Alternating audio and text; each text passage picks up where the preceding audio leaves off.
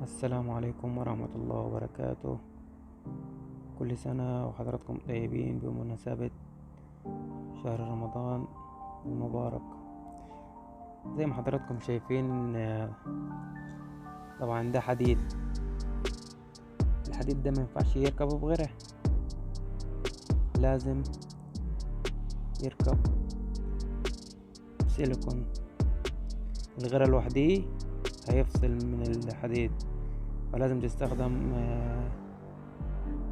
في وسط البلاطة كده سيليكون، واطراف تحط غيره. مينفعش تبل البلاطة برضو علشان ما تفصلش من السيليكون. تمام، بس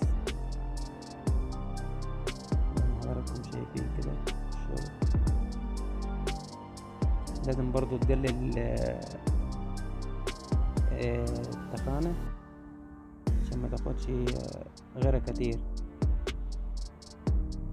قد البلاطة ونص سنتي تاني مسافة علشان ما تاخدش غيره وسيليكون كتير.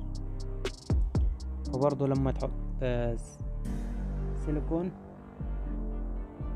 حواليها غيره كويس عشان ما تجيش السيليكون في الحام ما تعرفش تفضي عشان يتروح. برضو لو في جبسن بورد او جبس بلدي، كل الشغل ده لازم يركب بالسيليكون، مش هينفع الغير لوحديه.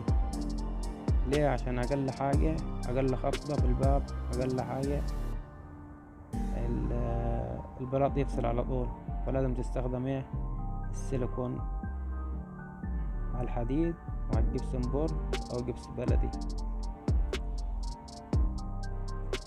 زي ما حضراتكم شايفين الشغل، ضبط الشغل اهم الشغل.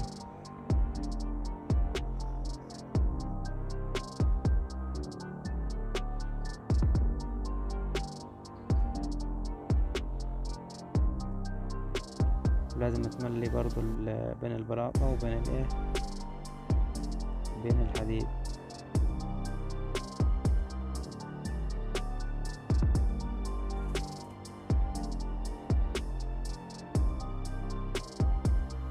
زي ما حضراتكم شايفين كده لازم نملي كده عشان مينفعش تتساب كده.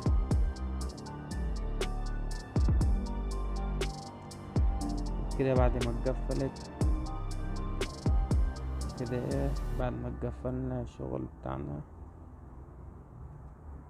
كده وصلنا للنهاية. والسلام عليكم ورحمة الله وبركاته.